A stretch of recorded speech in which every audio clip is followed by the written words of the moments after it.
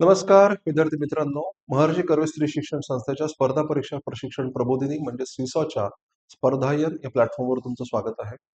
रोज वृत्तपत्रांमध्ये येणारे महत्त्वाचे आर्टिकल्स जे आपल्या परीक्षेसाठी अत्यंत उपयुक्त आहेत, त्याची चर्चा करण्यासाठी आपण ही एक सिरीज ही मालिका सुरू केलेली आहे. परराष्ट्र संबंध असेल, अर्थव्यवस्था असेल, त्याचप्रमाणे इतिहास, भूगोल यांच्याशी निगडीत जे महत्त्वाचे आर्टिकल्स येतात, त्याच्यातले परीक्षेच्या दृष्टिकोनाने नेमके कोणते महत्त्वाचे मुद्दे याची चर्चा करण्यासाठी आपण या ठिकाणी हा उपक्रम सुरू केलेला आहे. आज आपल्याला एक महत्त्वाचा मुद्दा डिस्कस करायचा आहे. ओके, तो म्हणजे लक्षात घ्या, ओके, ब्रिक्सचा यजमान म्हणजे भारताने आता नुकतंच ब्रिक्स परिषदेचं आयोजन करण्याचा निर्णय घेतलेला आहे आणि या अनुषंगाने हे आर्टिकल आपल्यासाठी अत्यंत महत्त्वाचं आहे. याच वर्षी आपण ब्रिक्स परिषदेचे यजमान पण भूषवणार आहोत. पण मग त्या अनुषंगाने पाहता ही संघटना आपल्यासाठी किती महत्त्वाची आहे. त्याचप्रमाणे मागील काही महिन्यांमध्ये अमेरिकेची जी भूमिका आपण ध्यानामध्ये घेतली, तर अमेरिकेच्या भूमिकेचा विचार करता ब्रिक्स या संघटनेचं महत्त्व अजून किती अधोरेखित होऊ शकतं. ओके, ह्या संघटनेशी आपले संबंध ते अधिक दृढ कसे होऊ शकतात आणि त्या माध्यमातून या आव्हानाला सामोरं कसं जाऊ शकतो हे समजून घेण्यासाठी हे आर्टिकल अत्यंत उपयुक्त आहे. लक्षात घ्या. मग या संदर्भामध्ये काय सांगितलेलं आहे तर बघा, या ठिकाणी ब्राझील, रशिया, भारत, चीन, दक्षिण आफ्रिका यांचा जो समूह आहे त्याला ब्रिक्स असं म्हटलं जातं हे आपल्याला माहिती आहे. आता तुम्हाला एक काम करायचं आहे. ब्रिक्स या संघटनेचा थोडक्यात इतिहास तुम्हाला समजून घ्यायचा आहे.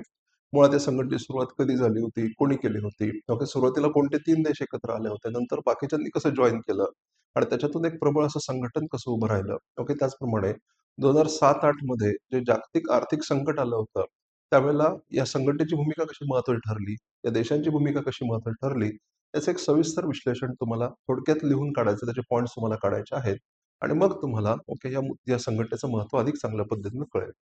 त्या ठिकाणी काय सांगितलं गेलेलं आहे, की अमेरिकेचे जे कोणी त्या ठिकाणचे ओके स्ट्रॅटेजिस्ट लोक जे आहेत, ते कुठेतरी असा दावा करतायत, की ते भारताच्या परराष्ट्र धोरणाला गृहीत धरतायत, असं त्या ठिकाणी सांगितलेलं आहे.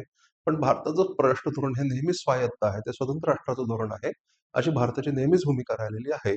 आणि मग आपली स्वायत्तता, आपला जो स्वतंत्रपणा आहे परराष्ट्र धोरणामधला, तो दाखवून देण्यासाठी ब्रिक्स एक उत्तम व्यासपीठ ठरू शकतं, अशी भूमिका इथं मांडलेली आहे. हा मुद्दा इथं लक्षात घ्या. मग याच अनुषंगाने अशा 2026 मध्ये जी ब्रिक्स परिषद भारतामध्ये भरणार आहे, त्या परिषदेचं महत्त्व अत्यंत महत्त्वाचं ठरत आहे. त्याचप्रमाणे ही संघटना सुद्धा आपल्यासाठी महत्त्वाची ठरत आहे. मग या ठिकाणी काय सांगितलेलं आहे, की जागतिक आता त्याचबरोबर त्याची तुलना क्वाड या संघटनेसोबत सुद्धा केलेली आहे. मग तुम्हाला हे सुद्धा बघायचं, की क्वाड ही संघटना नेमकी काय आहे, त्याच्यामध्ये कोणते सदस्य आहेत, त्याच्यामध्ये अमेरिकेची भूमिका काय, भारताची भूमिका काय आहे, त्याचा देखील तुम्हाला चर्चा करायची आहे. नेमकी कशासाठी क्वाड तयार झाली, हे सुद्धा तुम्ही थोडक्यात बघायला हवं. ओके, नंतर क्वाडच्या निमित्ताने एखादा आर्टिकल आलं तर आपण त्याची देखील सविस्तर चर्चा करूयात. त्या ठिकाणी लक्षात घ्या, ब्रिक्सचा दृष्टिकोन काय सांगितलेला आहे? असं सांगितलेलं आहे, की ब्रिक्सला रशिया आणि चीनसारख्या नवसत्तांचं पाठबळ आहे. हा पॉइंट जरा लक्षात ठेवा. संयुक्त राष्ट्रांच्या नियम चौकटीमध्ये लहान मोठ्या सर्व देशांनी सहयोग करून सर्वांची सुरक्षा जपावी आणि भर विकासावरच द्यावा, असे ब्रिक्स मानते. हा पॉइंट आपल्यासाठी महत्वाचा आहे. याची जरा नोंद तुम्ही घ्यायला हवी. ब्रिक्सचं महत्व सांगा असं जर आलं तर हा पॉइंट तिथं हायलाईट करायचा आहे आपल्याला. त्यामुळे जागतिक दक्षिण म्हणून ओळखल्या जाणाऱ्या आणि जगाची 80% लोकसंख्या जिथे राहते, अशा देशांकडून ब्रिक्सला पाठिंबा वाढतो आहे, हे लक्षात घ्या. ओके, तर हा मुद्दा महत्वाचा आहे, की ब्रिक्सचं महत्त्व हे वाढत आहे, असं या ठिकाणी सांगण्याचा प्रयत्न केलेला आहे आणि तो पॉईंट आपल्यासाठी अत्यंत महत्वाचा आहे. म्हणून ब्रिक्सचा एक ऍक्टिव्ह पार्टनर, ओके, त्याचप्रमाणे ओके सुरुवातीपासून ब्रिक्समध्ये अत्यंत महत्वाची भूमिका बजावणारा एक समर्थ, सशक्त आर्थिक देश म्हणून आपली भूमिका या ठिकाणी महत्वाची ठरते. ओके, हा मुद्दा समजून घ्या. आणि मग ब्रिक्सचं नेमकं हेच महत्व जे आहे, ब्रिक्सचं नेमकी हीच जी मूल्य आहे, हे महत्व आहे, ते कुठेतरी अमेरिकेला टोचतं आणि म्हणून अमेरिकेच्या अध्यक्षांनी किंवा अमेरिकेनेच म्हणूयात आपण त्यांना, की त्या ठिकाणी आपल्याला काय दिसतं असं सांगितलेलं, की ब्रिक्सचे जे सदस्य देश आहेत, त्याच्या प्रचंड आयातकरांचं हत्यार उगारलेलं आहे असं इथं दिसून येतं. म्हणजे थोडक्यात हा एक आंतरराष्ट्रीय राजकारणाचा सुद्धा भाग आहे आणि त्याला आपण ब्रिक्सच्याच मदतीने सामोरं जाऊ शकतो. दुसरी गोष्ट म्हणजे गेल्या काही वर्षात ब्रिक्सची लक्षणीय वाढ झाली, हा सुद्धा आता महत्वाचा आहे. सध्या या संघटनेमध्ये पूर्ण सदस्यत्व असणारे 10 देश आणि अन्य सहयोगी देश असून 26 देशांना ब्रिक्समध्ये यायचं आहे. याच्यावर लक्षात येतं, की सध्या आंतरराष्ट्रीय राजकारणामध्ये ब्रिक्स या संघटनेचं महत्व किती वाढत चाललेलं आहे ते समजून घ्या. ओके, जगाच्या लोकसंख्येचा ओके 48% हिस्सा आणि जीडीपी मध्ये म्हणजे ग्लोबल जीडीपी मध्ये 41% वाटा असणारे हे देश आहेत. ओके, तर हे ब्रिक्सचं फार महत्वाचं महत्व आहे. म्हणजे ग्लोबल इकॉनॉमिक ऑर्गनायझेशन म्हणून एक संघटन म्हणून ब्रिक्स हे उभारीनं समोर येत आहे, सातत्याने आणि जलद गतीनं समोर येत आहे. हे ब्रिक्सचं महत्व आहे. ओके, पुढे काय सांगितलं बघा, की ओके काय म्हणू आपण त्याला, की त्यांनी आपापसात आपापल्या चलनामध्ये व्यवहार सुरू केलेलेच आहेत. म्हणजे आपल्याला माहिती आहे की ग्लोबल करन्सी नावाची जी कन्सेप्ट आहे त्याच्यामध्ये डॉलरची भूमिका महत्त्वाची आहे. म्हणून जागतिक स्तरावर केले जाणारे व्यवहार हे प्रामुख्याने डॉलरमध्ये होतात किंवा ते झाले पाहिजेत असा जो अमेरिकेचा आग्रह असतो. त्याच्यातून अमेरिका आपली हेजेमनी म्हणजे आपला सर्वाधिकारवाद गाजवण्याचा जो प्रयत्न करत असते, त्याला आव्हान देण्याचं काम ब्रिक्स मधले देश हे सशक्तपणे करत आहेत. ओके, चीन आणि रशियाने स्विफ्ट या आंतरराष्ट्रीय बँक प्रणालीपेक्षा आपापली निराळी प्रणाली ही वापरात आणलेली आहे आणि त्या माध्यमातून अमेरिकन मोनोपॉली आपण ज्याला म्हणतो, ओके, एकध्रुवीय जग निर्माण करण्याचा जो प्रयत्न अमेरिकन अर्थव्यवस्था करते, त्याला आव्हान देण्याचा प्रयत्न या ठिकाणी होत आहे. ओके, पुढे बघा.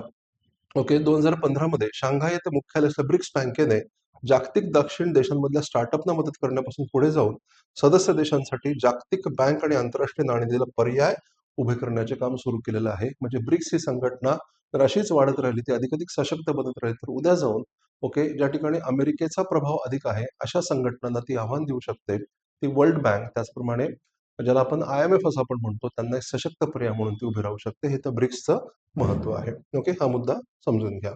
त्यामध्ये असं सांगितलेलं आहे, की ब्रिक्समध्ये भारताची भूमिका का महत्वाची आहे? याचं आकलन होण्यासाठी 1990च्या दशकापासूनचा प्रवास आपल्यासाठी महत्वाचा आहे. ओके, लक्षात घ्या. इथे थोडक्यात इतिहास देखील त्यांनी सांगितलेला आहे. त्यावेळी जागतिक भूराजकारणामध्ये निष्णात मानले जाणारे ओके, रशियन परराष्ट्र मंत्री यांनी भारत आणि चीन या सर्वाधिक लोकसंख्येच्या देशांशी रशियाची सांधेजोड करण्याचा विचार मांडला. ती ब्रिक्सची मुळात संकल्पना आहे असं म्हटलेलं आहे. ओके, त्यांना पश्चिमेकडील युरोप आणि अमेरिकेला तोंड देण्यासाठी एक प्रतिसंतुलन निर्माण करायचे होते. म्हणजे ब्रिक्सच्या मूळ संकल्पनेमध्ये प्रतिसंतुलन ही संकल्पना, काउंटर बॅलन्स आपण ज्याला म्हणतो, okay, counter weight, counter balance निर्माण करणं हा ब्रिक्सचा हेतू आहे. म्हणजे केवळ ही एक आर्थिक संघटना नाहीये, तर ती जागतिक सत्तेचा समतोल राखण्यासाठी उभी केलेली एक अरेंजमेंट आहे, हे समजून घ्या. ओके, भारत आणि चीनलाही रशिया, भारत आणि चीन या त्रिकुटाच्या कल्पनेवर कोणताही आक्षेप नव्हता आणि अशा परिस्थितीमध्ये 2008च्या जागतिक आर्थिक संकटातून कोणत्याही धक्क्याविना तगलेल्या चीनने आर्थिक सामर्थ्य वाढीसाठी त्याची व्याप्ती वाढवण्याचा पाठपुरावा केला. थोडक्यात रशिया आणि चीनने त्यांच्या भूराजकीय भू आर्थिक सामर्थ्याने RICला बळकटी दिल्याने 2009 मध्ये ब्रिक्स अस्तित्वात आली. असा थोडासा इतिहासाचा भाग सुद्धा आपल्याला या ठिकाणी समजून घ्यायचा आहे. हे लक्षात घ्या की जिओ स्ट्रॅटेजिकली जर आपण बघितलं तर त्याचं महत्व तुम्हाला लक्षात येईल. ओके, ते मुद्दे लक्षात घ्या. ओके, त्याचप्रमाणे ओके, लक्षात घ्या की ब्रिक्समध्ये चीनची भूमिका महत्वाची आहे, पण ब्रिक्समध्ये भारताने सुद्धा आपली भूमिका त्या ठिकाणी अधिकाधिक वाढवली. तर भविष्यामध्ये आपण आशियाचा जर विचार केला, आशियन राजकारणाचा, आशियन अर्थकारणाचा जर विचार केला, तर चीनला देखील आपण चीनच्या अधिसत्तेला सुद्धा आपण कसं सामोरं जाऊ शकतो, हे सुद्धा ब्रिक्सच्या माध्यमातून आपल्याला कसं शक्य होईल, हे या भागामध्ये सांगितलेलं आहे. हे लक्षात घ्या. ओके, आणि याच कारणामुळं लक्षात घ्या, की भारताने पूर्ण समर्पणाने काम करावे अशी इच्छा चीन आणि रशियाची सुद्धा आहे. आणि त्यामुळेच लक्षात घ्या, की रशियाचे अध्यक्ष पुतिन भारत भेटीवर आले असताना ओके, त्यांनी म्हणजे रशियाने भारताला RIC चौकट पुनरुज्जीवित करण्याचे जाहीर आवाहन केले होते. म्हणजे ओके, लक्षात घ्या, की हे काउंटर बॅलन्स करणारं संघटन पुन्हा उभं राहावं यासाठी प्रयत्न केले जात आहेत. ओके, हे लक्षात घ्या. आणि त्यामुळं लक्षात घ्या, की हे सांगितलेलं आहे, की अशा प्रकारचं आर्थिक संघटन ओके, राजकीय अंगाने सुद्धा कसं उपयुक्त ठरू शकतं, हा सुद्धा मुद्दा इथे सांगितलेला आहे. याच चौकटीमुळे भारत-चीन प्रत्यक्ष नियंत्रण रेषेवरचा लष्करी तणाव कमी होऊ शकला.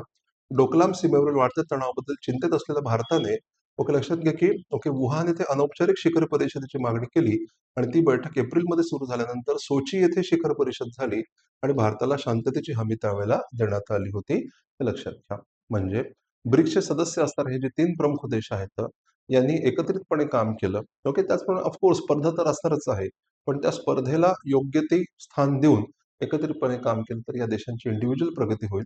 त्यांच्यामधले अंतर्गत संबंध चांगले राहतील आणि आंतरराष्ट्रीय राजकारणाचा जर विचार केला, तर अमेरिका सध्या जे आव्हान उभं करते भारतीय अर्थव्यवस्थेपुढे, जागतिक अर्थव्यवस्थेपुढे, त्या आव्हानाला समर्थपणे, सशक्तपणे सामोरं जाता येईल, असं आपल्या लक्षात येतं आणि म्हणूनच ब्रिक्स ही संघटना महत्वाची ठरते.